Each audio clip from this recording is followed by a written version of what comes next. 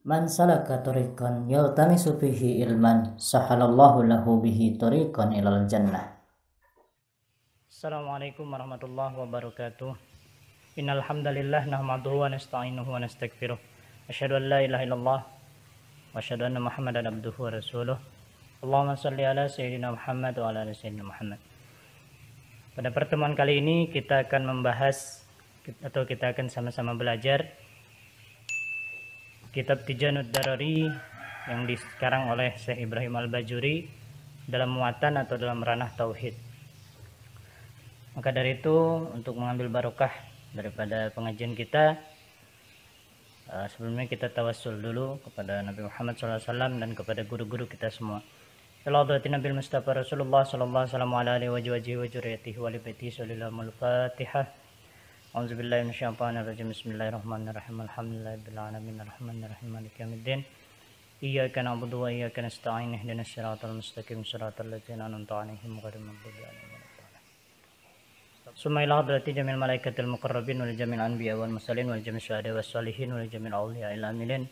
Summa ila arwahi khususan jamil muallimina jamil ulama'il amilin khususan Kiai Haji Ruhiyat bin Haji Abdul Ghafur, Kiai Haji Muhammad Ilyas Ruhiyat bin Kiai Haji Ruhiyat, Kiai Haji Ubaidillah Ruhiyat bin Kiai Haji Ruhiyat, Kiai Haji Abu Nyamin Ruhiyat bin Kiai Haji Ruhiyat. Sumailah arwahi khususan Maktabadil Kitab wa huwa Syekh Ibrahim Al-Bajuri fi tauhidi nafa'ana bi ulumihi al-Fatihah. A'udzubillahi minasyaitonirrajim. Bismillahirrahmanirrahim. Alhamdulillahirabbil alamin arrahmanirrahim maliki yaumiddin. Iyyaka na'budu wa iyyaka nasta'in. Ihdinas siratal mustaqim siratal ladzina an'amta 'alaihim ghairil maghdubi 'alaihim waladdallin. Baiklah, sebelum kita memulai membahas kitab atau membahas bab muqaddimah daripada kitab Tijanud Darari, mari kita sama-sama melugah dulu sedikit di bab muqaddimah pada kitab Tijanud Darari. Bismillahirrahmanirrahim. Bismillahi, memulai saya mengaji ini kitab dengan menyebut asmanya Allah, sifatnya Allah Ar-Rahmani yang memberikan nikmat besar di dunia dan di akhirat untuk seluruh makhluk, Ar-Rahimi yang memberikan nikmat yang besar di akhirat bagi orang-orang yang beriman. Alhamdulillah, bahwa segala puji lillahi itu tetap hanya milik Allah Subhanahu wa taala. Rabbil alamina, Tuhan atau penguasa seluruh alam. Wassalatu, dan semoga rahmat wassalamu dan keselamatan ala Rasulillahi, itu kepada utusan Allah yakni Nabi Muhammad sallallahu alaihi wasallam. Wa ba'du, dan setelah mengucap bismillah, alhamdulillah, salawat dan salam kepada Rasulullah. Fayaqulu, maka berkata siapa fakir rahmat rabbihi, orang yang fakir yang butuh akan rahmat Tuhannya. Al-khabiru, yang maha waspada. Al-basiru, yang maha melihat. Ibrahimu Al-Bajuri, Syekh Ibrahim Al-Bajuri Dut Taksiri, yang memiliki segala kekurangan. Apa katanya? Tolaba, telah meminta minni kepadaku, ba'dal ikhwani, sebagian daripada teman-temanku.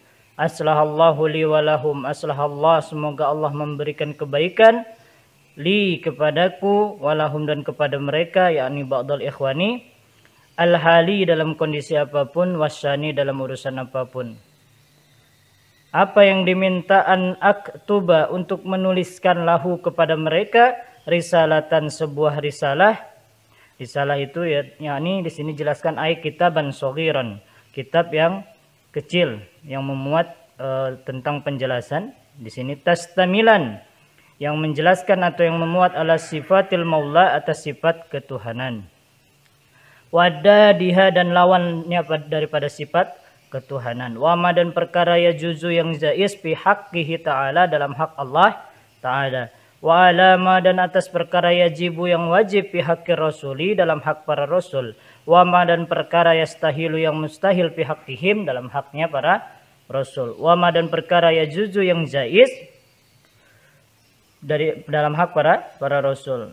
Lalu fa'ajabtuhu, maka saya pun memenuhi atau menjawab ila dzalika, atas permintaan daripada ba'dal ikhwani. Faqultu, maka saya berkata, wabillahi, dan hanya kepada Allah, at-taufiq, itu petunjuk atau pertolongan. Bismillahirrahmanirrahim. Kita masuk di bab muqaddimah daripada ranah tauhid kitab Tijaanud Daruri yang dikarang oleh Syekh Ibrahim Al-Bajuri. Kita mulai membahas ya, apa sih itu tauhid. Syekh Abdurrahman As-Segab menjelaskan bahwasanya rukun agama itu ada 3. Arkanuddin salasah. Rukun agama ada 3. Ada yang disebut dengan Islam, ada yang disebut dengan iman, ada yang disebut dengan ihsan. Iman, Islam, dan ihsan. 3 rukun agama ini harus kita bangun di dalam tubuh kita, di dalam diri kita, di dalam hati kita. Jika kita analogikan 3 daripada rukun agama ini, bahwasanya jika kita memiliki ketiga-tiganya di dalam diri kita, maka lengkaplah kita sebagai manusia. Islam analoginya seperti jasad tubuh kita. Iman bagaikan ruh kita. Ihsan bagaikan pakaian dan perhiasan kita. Islam diajarkan di pelajaran fikih karena muatannya tentang ubudiyah. Iman muatannya tentang akidah diajarkan di ilmu tauhid yang insya Allah kita pelajari ini. Dan ihsan muatannya dalam ilmu tasawuf. Jika manusia disebut manusia yang sempurna jika dia memiliki jasad, ruh, dan perhiasan atau pakaiannya.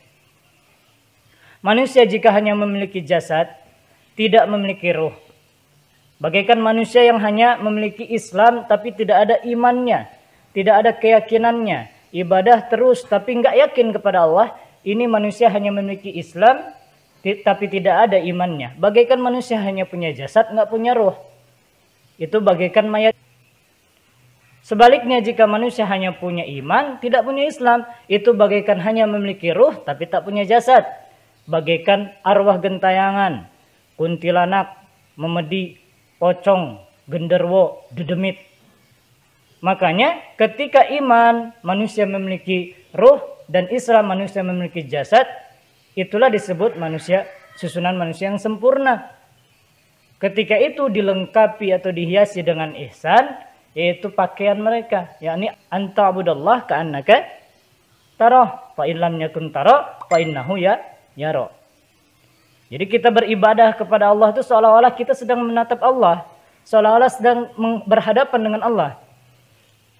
Enggak mampu kita misalkan, maka yakinlah bahwasanya kita sedang dilihat atau diperhatikan oleh Allah. Makanya ketika ibadah kita akan tidak akan kemana-mana pikirannya, karena kita yakin. Masa sih di dalam ibadah juga kita masih mikirin dunia? Ya, salat sejelek-jeleknya manusia, yaitu manusia salat sementara pikirannya masih mikirin dunia. Makanya dari itu ihsan itu penting dalam ibadah. Setelah kita terapkan dalam ibadah, terapkan juga di dalam kehidupan sehari-hari. Bahwasanya Allah itu terus memantau kita, memperhatikan kita sehingga hidup kita lebih warok, lebih hati-hati. Nah itu. Di sini musannif memulai dengan bismillahirrahmanirrahim. Kullu amalin dibalin la yabda bi bismillahirrahmanirrahim fahuwa abtar. Setiap amal yang disebut baik kalau enggak dimulai dengan bismillah fahuwa abtar, maka amal itu dicabut keberkahannya, ditolak amal tersebut. Makan hal yang baik, tapi kalau kita tidak mulai dengan bismillah, maka makanan kita itu dicabut keberkahannya. Makanya kata Nabi bahwasanya ketika manusia makan tidak memulai dengan bismillah, itu manusia makan bersama setan. Makanya setiap amalan yang kita lakukan mulai dengan bismillah. Kita mau apa saja mulai dengan bismillah. Kenapa? Ketika amalan yang kita lakukan memulai dengan bismillah, artinya kita membawa nama Allah dalam kegiatan kita. Ketika kita membawa nama Allah dalam kegiatan kita, kita berharap Allah ridho akan kegiatan kita. Maka dari itu, kalau kita membaca bismillah dengan ikhlas, ya, bismillah kan ada 4 suku kata. Ada bismi, ada Allah, ada ar-Rahman dan ar-Rahim. Ya, menurut ulama jika kita membaca bismillah dengan ikhlas, maka kita akan mendapatkan 4 kelebihan daripada simbol daripada 4 suku kata bismillah. Ketika kita membaca bismillah dengan ikhlas, kita akan diampuni dosa yang telah lalu. Kemudian kita akan diampuni dosa yang akan datang. Kemudian dosa yang kita sengaja akan diampuni, dosa yang tidak disengaja akan diampuni. Tentunya dalam hal ini bukan dosa besar, ya, bukan dosa-dosa besar. Maka dari itu di sini musannif memulai dengan bismillah. Bahwasanya Al-Qur'an itu memiliki jantung. Dan jantung daripada Al-Quran itu suratul Fatihah. Suratul Fatihah memiliki jantung. Jantung daripada suratul Fatihah yaitu kalimat Bismillahirrahmanirrahim. Bismillahirrahmanirrahim memiliki jantung yaitu pada huruf ba. Ba memiliki jantung yaitu pada simbol daripada ba, titiknya yang ada di bawah yang menandakan keesaan Allah. Makanya Allah itu Maha Esa. Nah, ada suatu cerita bahwasanya di suatu tempat terjadilah dialog intern umat muslim seperti sedang seminar membahas tentang tauhid.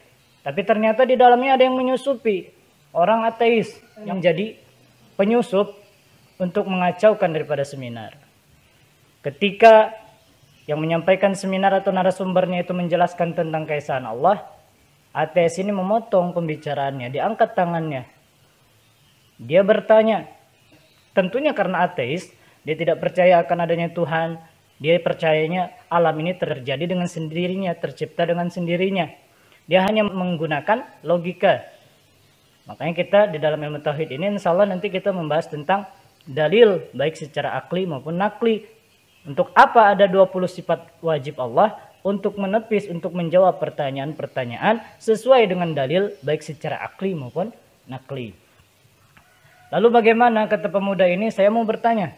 Tapi tolong jawabnya dengan akal. Karena saya tidak percaya akan Al-Quran, karena saya bukan orang Islam. Silahkan, kata narasumbernya. Saya ingin bertanya. Tentu karena adanya akibat, karena ada sebab. Adanya anak, karena ada orang tuanya. Adanya kursi, meja, karena ada yang nyiptain kursi dan meja.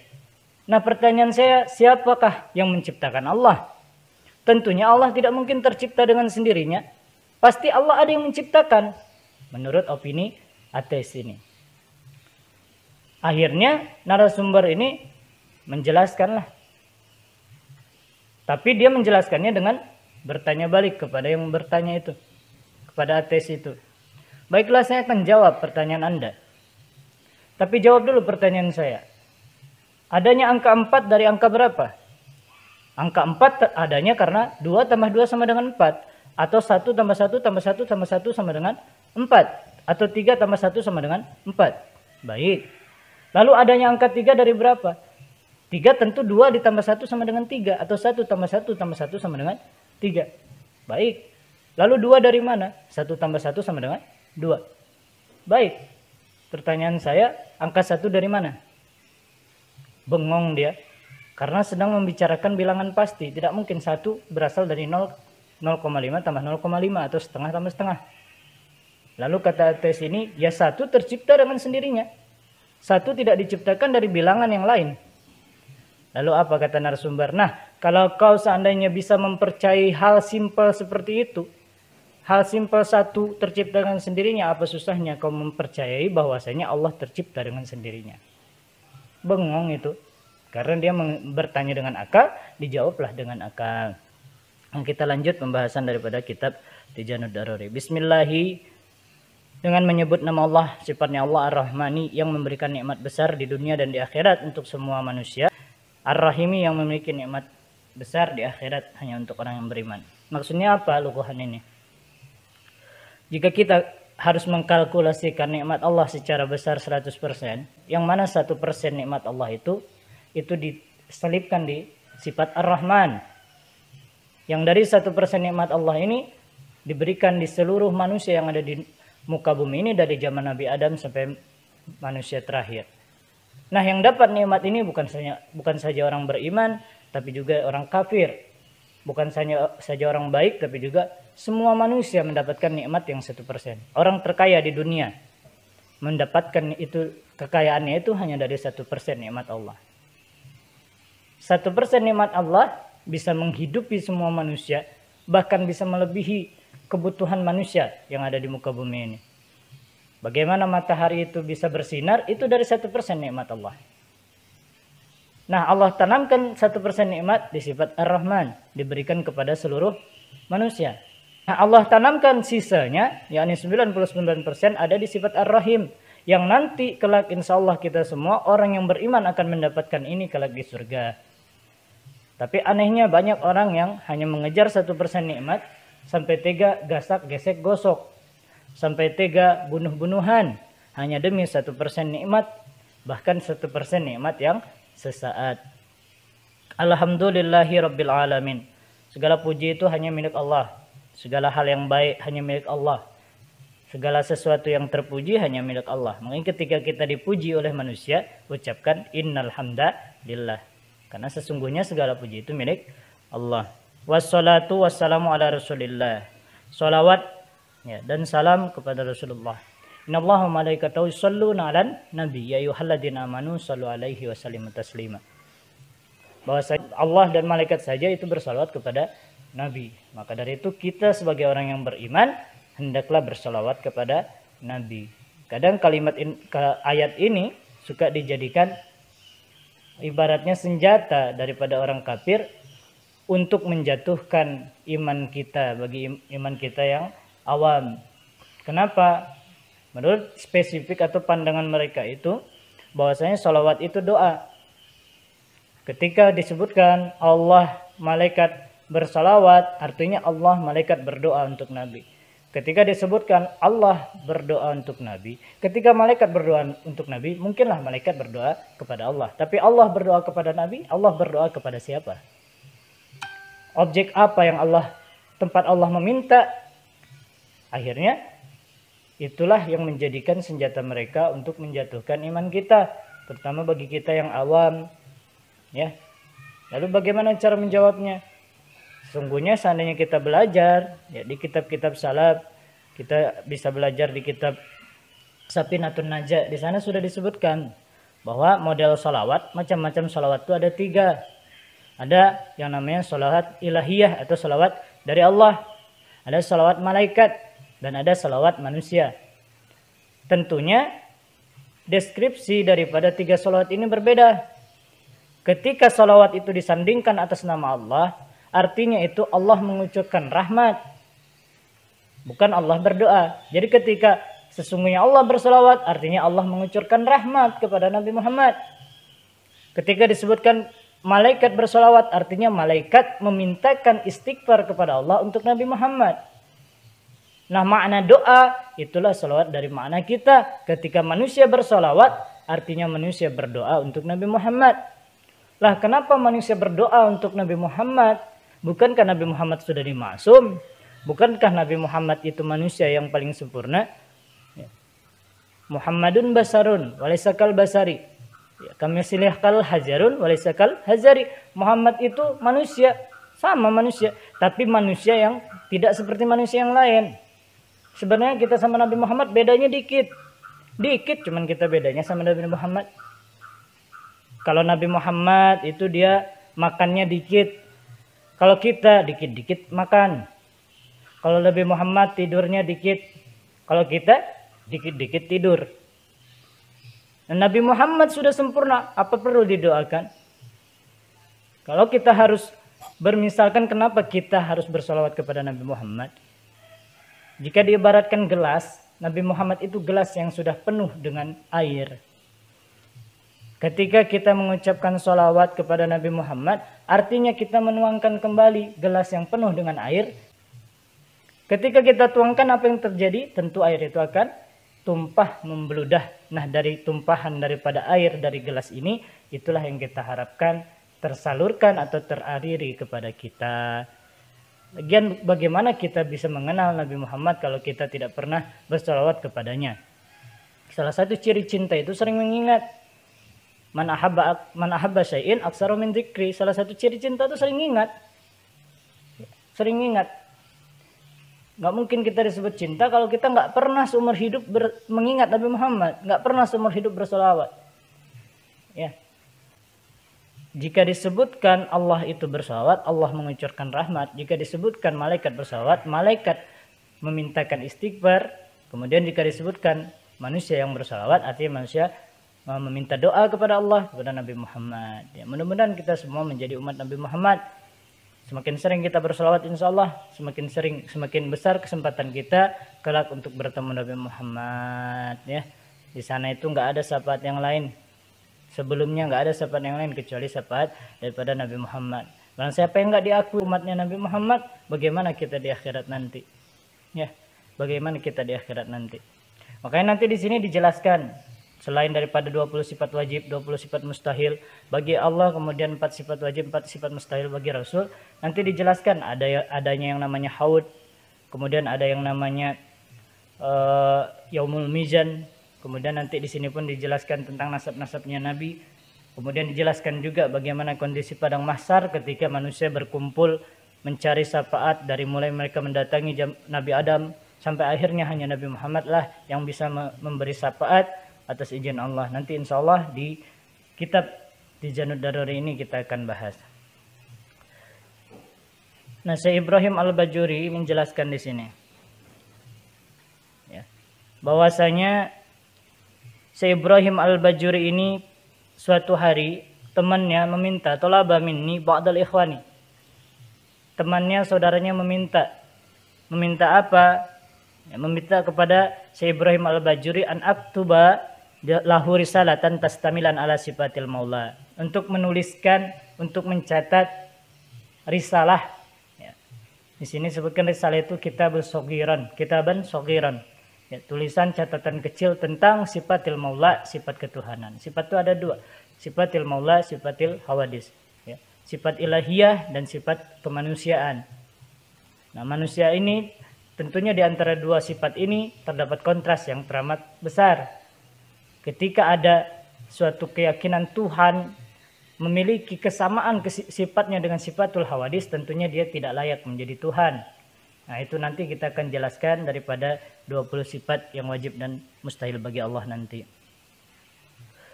Kemudian menjelaskan juga lawan daripada sifatil maula dan perkara yang jais daripada sifatil maula. Ada sifat wajib, mustahil, dan jais. Kemudian juga diminta untuk menjelaskan risalatan apa yang wajib bagi para rasul dan mustahil bagi para rasul, dan apa yang jais bagi para rasul. Lalu Syekh Ibrahim Al-Bajuri pun fa'ajabtuhu, menerima atau memenuhi permintaan daripada teman-temannya atau ba'dul ikhwani. Wabil ila dzalika, atas itu permintaan, faqultu wabillahi taufiq. Jadi secara garis besar muqaddimah daripada kitab ini, yakni Syekh Ibrahim Al-Bajuri didatangi oleh teman-temannya. Ngapain datangi? Jadi akhirnya teman-temannya minta kepada Syekh Ibrahim Al-Bajuri untuk membuat sebuah risalah, untuk membuat sebuah catatan, ya, yang memuat tentang sifatil maula, yang memuat tentang ranah atau tentang muatan tentang tauhid.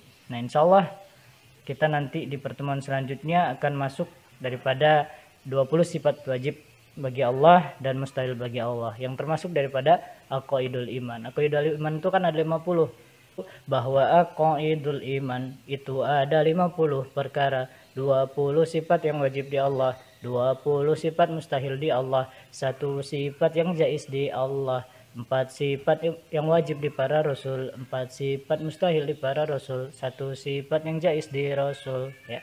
Jadi ada 20 sifat wajib, 20 sifat mustahil, 1 sifat jais, 41. 4 sifat wajib, 4 sifat mustahil, dan 1 sifat jais bagi para rasul, jadi 9. 41 tambah 9, 50. Itulah yang disebut aqaidul iman. Jadi untuk pertemuan kali ini kita cukupkan sekian. Insyaallah di pertemuan selanjutnya kita akan membahas tentang sifat yang wajib dan mustahil bagi Allah dan Rasulnya. Wallahu a'lam bishawab. Allahumma shalli wa sallim wa barik alaihi.